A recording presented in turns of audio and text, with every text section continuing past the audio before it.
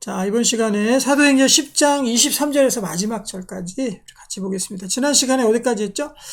고넬료의 집에 베드로가 이제 가서 방문을 하게 됐습니다. 서로 환상을 보고, 서로 하나님 기도 가운데 환상들을 보고, 그 환상이 이렇게 탁 퍼즐이 맞춰지는 것처럼 이제 둘이 드디어 만나서 맞춰지는 거죠. 바로 이방 선교의 길이 열려지는 일이 이 고넬료와 베드로라는 사람을 통해서 이루어집니다. 왜 고넬료를 선택했을까? 왜 베드로를 선택했을까? 지난 시간에 중요한 주제였습니다. 무엇이죠? 바로 하나님과 소통하는 사람이었기 때문에 가능하다. 그래서 하나님에 대한 소통이 없이는 하나님 일뿐만 아니라 다른 일도 마찬가지입니다. 하다못해 스포츠를 하면서도 선수 간의 소통을 해라. 또 감독하고의 그런 지도부하고의 소통이, 선수 간의 소통이 안 이루어지면 그 어떤 일도 다 그르치게 되어 있습니다. 소통이 제일 중요하단 말이에요. 하나님 일이야 뭐 두말할 거 없겠죠. 그런데 하나님과 소통하지 않고 우리 하려고 그래. 하나님과 소통하지 않고 하는 게 그게 문제인 거죠. 하나님과 소통 속에서 사역을 하든지 우리 가정 일을 하든지 회사 일을 하든지 우리의 무슨 일을 하든지 간에 하나님의 소통 가운데 그 가운데서 일을 해야 되거든요. 그게 중요하다는 거죠. 그래서 많은 사람들이 중에서도 왜 베드로를 선택하고 고넬료를 선택하고 저는 그 말씀이 참 가슴에 와닿습니다. 제9시 기도 시간에 또 한 사람은 제6시 기도 시간에 이 두 개 붙어있다, 똑같이 붙어있단 말이에요. 베드로도 그랬고 고넬료도 그렇고 제9시 기도 시간에 간이 또 제6시 기도 시간에 기도하는 중에 하나님께서 또 천사가 나타나서 하나님의 일을 알려주셨습니다. 와, 이렇게 시간들이 정해져 있었구나. 정말 시간을 정해서 또 율법적으로 우리가 그것들을 강요하거나 율법적으로 되지도 않겠지만 시간을 잘 정해서 우리가 하나님과 소통하는 시간들을 잘 갖는 것이 무엇보다 중요하겠다 이거고요. 그 다음에 이제 베드로가 오늘 본문에서는 고넬료의 집에 와서, 여기 제목에 보면 베드로가 고넬료의 집에서 설교하다 이렇게 되어 있잖아요. 그러면 도대체 이제 둘이 환상을 보고 만나서 같이 딱 이제 퍼즐이 맞춰지는데 거기에서 핵심 주제가 뭐냐는 거죠. 그걸 우리가 오늘 이 시간에 잘 그 핵심 주제를 우리도 알고 있어야 되겠죠? 세상을 향한 하나님의 메시지입니다. 자, 23절 보겠습니다. 이튿날 일어나 그들과 함께 갈새 욥바에서 온 어떤 형제들도 함께 갔습니다. 24절. 이튿날 가이사랴에 들어가니 고넬료가 그의 친척과 가까운 친구들을 모아 기다리더니 마침 베드로가 들어올 때 고넬료가 맞아 발 앞에 엎드려 절하니 아마도 베드로의 명성이 좀 자자했던 것 같아요. 그래서 고넬료도 사실은 집도 좀 부유한 것 같고 고위층이잖아요. 그렇죠. 군대 장관이고 막 하니까. 그런데 거기 앞에서 이렇게 절을 했단 말이에요. 사람한테. 그러니까 베드로의 그런 위상이나 명성 이런 것들을 엿볼 수 있겠죠. 그래 깜짝 놀랐습니다. 왜 이러십니까? 저도 사람입니다. 베드로가 일으켜 이르되 일어나라.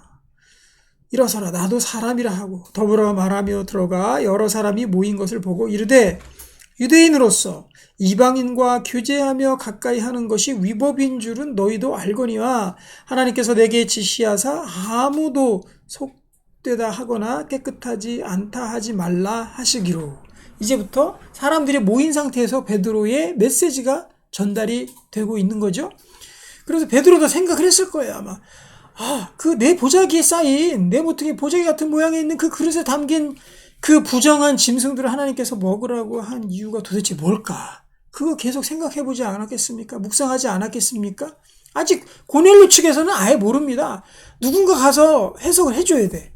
그래서 제2수제자였던 베드로를 하나님 선택해서 이 어마어마한 하나님의 뜻과 일에 대해서 고넬료에게 가서 설명을 해주는 거예요. 그리고 거기서 샘플을 정말 그 본보기를 보게끔 해주시는 거죠. 그 이방인들 가운데 성령께서 어떻게 임재하시고 역사하시는지를 그 고넬료라는 이방 땅에 있는 이방인들에게 가서 직접 하나님께서 본보기로 보여주시는 거예요. 먼저. 그렇죠? 근데 거기에 베드로를 사용하신 거죠. 그럼 베드로는 가면서 생각했습니다. 그 내 모퉁이에 쌓인 그 그릇의 그 뜻이 무엇일까? 계속했어요. 거기에서 핵심 메시지가 뭐죠? 하나님이 깨끗하다 하신 것을 너희가 속되거나 더럽다고 하지 말아라. 그리고 그것을 먹어라. 이게 하나님의 명령이었잖아요. 그러면서 베드로가 알게 된 거죠. 아, 그렇구나. 하나님이 속되다 하신 것을 먹지 말라고 했는데, 그런데 나는 지금 어디로 가라고 하나님께서 명령하시나? 이방인과 교제하라고 하나님 보내신단 말이에요. 그럼 그 뜻은 뭘까? 딱 맞춰보니까, 아, 그렇구나. 이방인들에게 하나님께서 메시지를 전하라고 하시는구나. 그리고 이방인들에게도 하나님의 그 영광의 빛을 주시려고 하는구나. 무엇보다도 이방인이 더러운 존재가 아니구나. 속되거나 이러한 부정한 존재가 아니라 하나님께서 깨끗게 하신 하나님의 역시나 우리와 똑같은 백성이구나 하는 것을 가는 도중에 알게 된 거예요. 그리고 여기에 보면은 이곳에 도착해서 말씀을 전할 때 그때 바로 깨닫게 된 거죠. 그래서 이제 말씀하는 겁니다. 그래서 먼저 전제를 하잖아요. 전제. 어떤 전제가 있어요? 28절 다시 보면 이방인과 교제하며 가까이 하는 것이 위법인 줄은 너희도 알거니와 이렇게 되어 있잖아요. 이방인과 같이 하는 것 자체를 안 했단 말이에요. 그래서 사마리아인 예수님이 사마리아 여인에게 우물가에서 당신은 보니까 유대인인데 어찌 사마리아인 저에게 물을 달라 하십니까? 그거조차도 안 했다는 거잖아요. 교제 자체를 안 했고. 이방인의 아수르의 그 점령 당시 그때 피가 사마리아의 집단 이주와 또 집단 끌고 가는 그 일들이 있었기 때문에 거기에 피가 섞였기 때문에 교제를 안 했단 말이에요. 그래서 그 여인도 예수님과 같이 물 떠먹는 그 여인조차도 예수님께 그거를 질문한 거잖아요. 그러면서 예수님이 거기서 말씀하실 거죠. 예배의 때가 지금이다. 이때다 하고 그것들을 말씀하신 겁니다. 똑같습니다. 여기도 위법인 줄은 너희도 알거니와 하나님께서 내게 지시하사 아무도 속되다 하거나 깨끗하지 않다 하지 말라 하시기로. 그렇죠. 원래 부름을 사양했어야 됩니다. 그것이 맞는 거예요. 29절. 부름을 사양하지 아니하고 왔노라. 묻노니 무슨 일로 나를 불렀느냐. 하나님이 나 시켜서 이렇게 왔다. 너희하고 교제하는 것이 유대법으로는 위법이지만 하나님께서 명령해서 왔다. 그렇게 얘기한 거죠. 30절. 고넬료가 이르되 내가 나흘 전에 이맘때까지 내 집에서 여기 나오잖아요. 제 구시 기도를 하는데 시간 정해놓고 한 겁니다. 갑자기 한 사람이 빛난 옷을 입고 내 앞에 서서 말하되 고넬료야 하나님이 내 기도를 들으시고 내 구제를 기억하셨으니 너는 뭐라는 거야? 너는 나와 소통하는 자이다. 내가 얘기를 하면 너는 알아들을 만한 자이다. 그 선언이죠. 내 기도를 듣고 내 구제를 기억했다. 그리고 너는 의인이다. 복을 주시는 거죠. 32절 사람을 엿바로 보내어 베드로라 하는 시몬을 청하라. 그가 바닷가 무두장이 시몬의 집에 유숙하느니라 하시기로. 내가 당신에게 사람을 보내었는데 오셨으니 잘하셨나이다. 이제 우리는 주께서 당신에게 명하신 모든 것을 듣고자 하여 다 하나님 앞에 있나이다. 아, 하나님께서 도대체 이 환상이 무슨 뜻인지 우리에게 이제 알려주시는구나 하고 다 모여서 잔뜩 기대를 하고 이제 그 뜻들을 이제 들으려고 모인 겁니다. 드디어 이제 베드로가 또 얘기하죠. 가장 핵심적인 말씀을 이 베드로가 34절부터 얘기합니다. 베드로가 입을 열어 말하되 내가 참으로 하나님은 사람의 외모를 보지 아니하시고 각 나라 중에 하나님을 경외하며 의를 행하는 사람은 다 받으시는 줄 깨달았도다. 하나님께서 뭐라고 말씀하십니까?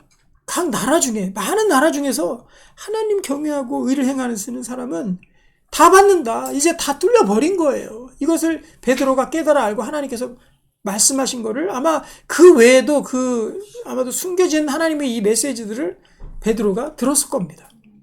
이방인에게 가서 전해라. 조건은 뭐냐? 하나님을 경외하며 의를 행하는 사람. 다 하나님 백성 되는 거다 하고 세계 선교의 길을 열어버리신 거죠. 각 나라 중 열방, 이방. 그렇죠? 36절. 그리고 뭐라고 말씀하시나 봅시다. 가장 이제 핵심적인 말씀이 나오죠. 만유의 주 되신 예수 그리스도로 말미암아 화평의 복음을 전하사 이스라엘 자손들에게 보내신 말씀. 곧 요한이 그 세례를 반포한 후에 갈릴리에서 시작하여 온 유대에 두루 전파된 그것을 너희도 알거니와. 예수님의 행적, 예수님이 오셨다. 세례 요한이 그 기다렸던 먼저 선포했던 그 예수님이 이 땅 가운데 오셨다. 그거 너희도 알지 않느냐? 먼저 설명한 거죠. 그리고 38절 가장 핵심적인 말씀들이 38, 39절입니다. 저도 밑줄을 이렇게 짝짝 거놨죠. 하나님이 나사렛 예수에게 성령과 능력을 기름 붓듯 하셨음에. 자, 여기서 핵심 뭐냐면요. 바로 성령의 능력인 거예요. 성령의. 동그라미 쳐놔야 돼. 성령의 능력. 성령, 능력. 이 두 가지예요. 먼저 예수님에게 성령과 능력을 부어주셨다. 그가 두루 다니시며 선한 일을 행하시고 마귀에게 눌린 모든 사람을 고치셨으니 이는 하나님이 함께 하셨습니다. 예수님이 하신 사역을 한마디로 여기서 표현하고 있죠. 어떤 겁니까? 마귀에게 눌린 모든 사람을 고쳤다. 이게 우리가 해야 될 일인 거예요. 성령의 능력으로. 예수님의 핵심 사역은요, 성령의 능력으로 마귀에게 눌린 모든 사람을 고친 거. 이것이 바로 예수님의 하신 핵심 사역 중에 핵심 사역이었다는 거죠. 이 땅에 오셔서. 우리가 해야 될 것은 무엇입니까? 예수님의 본을 따르는 거죠. 예수님을 따라가는 거죠. 우리도 먼저 성령과 능력을 받아야 되겠죠. 기름 붓듯. 38절에 나오잖아요. 기름 붓듯. 성령과 능력을 기름 붓듯 받아서 마귀에게 눌린 모든 사람들, 마귀에게 눌린 사람들을 고치는 거예요. 세상의 부류는요, 두 가지밖에 없습니다. 여기에 기준에 보면 마귀에게 눌린 사람, 마귀에게 세방된 사람, 이 두 가지밖에 없어요. 여러 기준들로 사람들을 이렇게 나누고 분류를 하지 않습니까? 그런데 하나님의 이 사역의 관점에서 보면은 두 가지죠. 마귀에게 눌린 사람, 아니면 마귀에게 해방된 사람. 이 둘밖에 없어요. 그래서 우리가 하나님 믿고 예수님으로 인해서 우리가 자유케 되지 않으면 모든 사람들 다 마귀에게 눌릴 수밖에 없는 거예요. 어떤 방법으로든. 꼭 우리가 뭐 미쳐야지, 정신병이 생기고 정신이 나가야지, 그리고 진짜 귀신 들린 사람처럼 그렇게 있어야지 마귀에게 눌린 게 아니에요. 마귀는 온갖 수법을 동원해서 요한계시록에서도 우리가 먼저 번에 보았지만 그 많은 도구들을 다 사용해서 666이라는 그 많은 도구들을 다 사용해서 어떻게 하면 사람들을 눌리게 만들고 하나님께로부터 떠나게 만들고 하나님을 찾지 못하게 만들고 눌러놓는 거죠. 그게 디프레스 되게 만드는 거죠. 그래서 꽉 잡고 있는 거란 말이에요. 자기 쾌락대로 살게 만들고요. 때로는 중독 속에서 꽉 눌린 상태로 살게 만들던지 마귀에는 많은 사역들을 통해서 많은 마귀의 계계들을 통해서 많은 사람들을 눌러놓습니다. 꽉 영적으로 디프레스된 상태로 그렇게 마귀는 역사한단 말이에요. 그 사람을 고치는 겁니다. 고치는 거. 그래서 우리가 하는 사역은요, 참 정말로 귀한 사역들입니다. 한 사람에게 전화하고 연락하고 하나님 말씀을 가르치고 사람들을 권면하고 사람들을 일으켜 세우고 사람들과 함께 교제하는 모든 것들이 이 눌린 마귀로부터 그 사람으로부터 끄집어내는 그런 일이라는 거죠. 탈출시키는 그 일이라는 거죠. 39절. 우리는 유대인의 땅과 예루살렘에서 그가 행하신 모든 일의 증인이라. 그를 그들이 나무에 달아 죽였으나 내가 그 증인이다. 내가 같이 살던 사람이다. 예수님과. 얼마나 실제적으로 들리겠습니까? 어디서 전달해서 받은 것도 아니고 고넬료가 다 알거든요. 예수님 같이 따라다니던 수제자인 거. 내가 같이 다니던 사람이야 하면서 얘기하는 거죠. 하나님이 사흘 만에 다시 살리사 나타내시되 모든 백성에게 하신 것이 아니요 오직 누구에게 한 겁니까? 이 중요한 부분이죠. 미리 택하신 증인. 그 죽은 자 가운데서 부활하신 후 그를 모시고 음식을 먹은 나에게 한 거다. 이 모든 것이 내가 그곳에서 같이 목격하고 같이 겪었던 그 산 증인이 나 아니냐 하고 예수님에 대해서 말씀한 겁니다. 이 예수님의 사역이 왜 필요한 겁니까? 자, 뒤에 봅시다.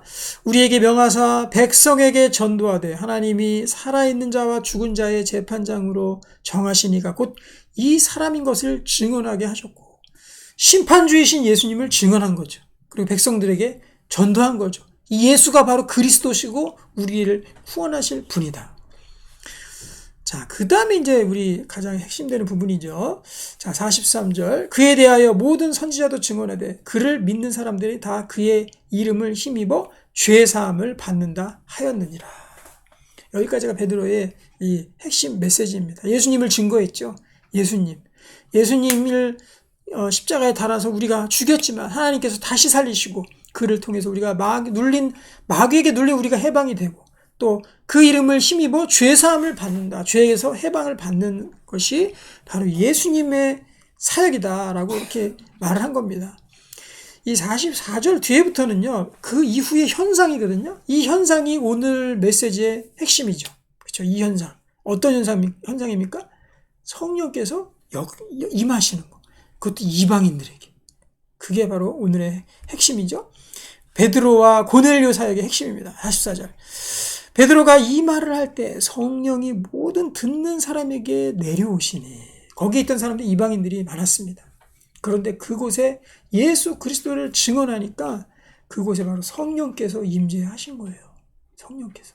그 베드로도 자신도 놀랐겠죠. 45절. 베드로와 함께 온 할례 받은 신자들이 이방인들에게도 성령 부어주심으로 말미암아 놀라니.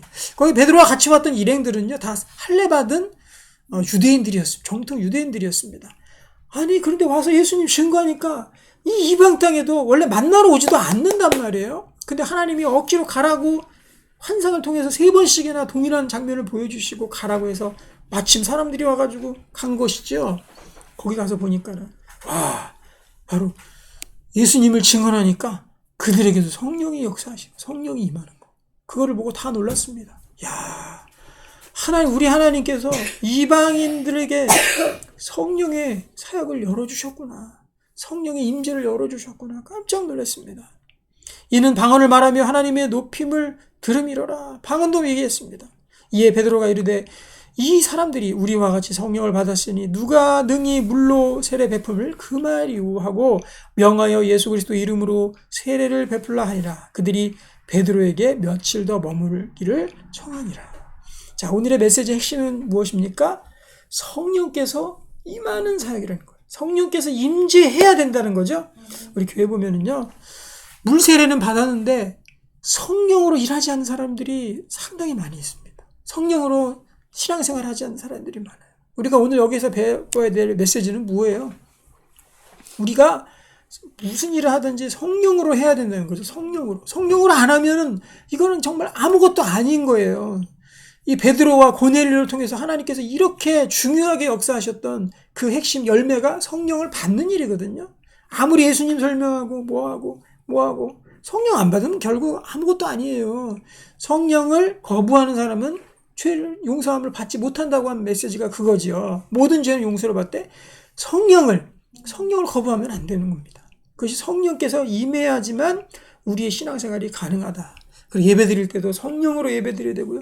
성경 읽을 때, 특별히 성경 읽을 때 성령으로 읽어야 됩니다. 그러지 않으면 성경이 재미가 하나도 없고 성령에서 은혜를 못 받는 거, 말씀에서 은혜를 못 받는다는 거죠. 성경 읽을 때도 하나님의 성령으로 읽고, 교회에서 봉사할 때도 성령으로 해야 됩니다. 찬양할 때도, 성가대 찬양할 때 성령으로 해야 돼요. 그러면 성령으로 하면 다른 것들은 다 모창하고 따라하고 흉내내고 다 해도요, 절대로 못 따라하는 게 하나 있는데 그게 뭐냐면 성령으로 하는 거예요. 그건 절대로 못 따라합니다.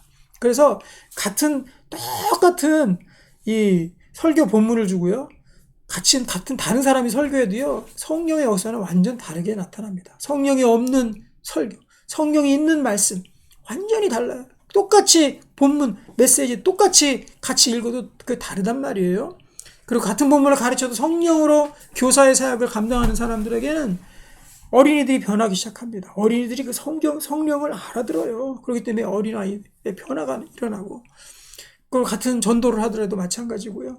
또 병을 위해서, 병 낫기를 위해서 기도해도 마찬가지예요. 무엇이든지 다 성령이 핵심이다. 성령으로 해야 된다. 성령으로 해야 된다. 성령이 저는 참 이렇게 안 오죠. 왜 이렇게 성령 충만하지 못하죠? 그런 사람들 있죠. 첫 번째, 죄를 끊어야 됩니다. 죄가 우리의 성령 충만을 막습니다. 성령 충만하다가도 죄를 인해서 다 그것들이 소진될 수가 있는 거예요.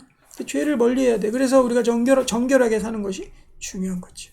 죄를 멀리해야 됩니다. 그리고 하나님 말씀을 읽고 또 기도의 시간, 소통하는 사람들이 이 일을 이뤘습니다. 하나님과 소통해야 됩니다. 그 소통을 하는 거. 그 몇 가지만 지키면요, 성령의 역사가 이게 없을 수가 없는 거죠. 예수 그리스도 믿는 사람들에게 다 성령의 역사가 있는데 왜 없습니까? 또 성령을 우리가 소멸치 말아야 돼요. 다 까먹는 사람들이 또 너무 많이 있어.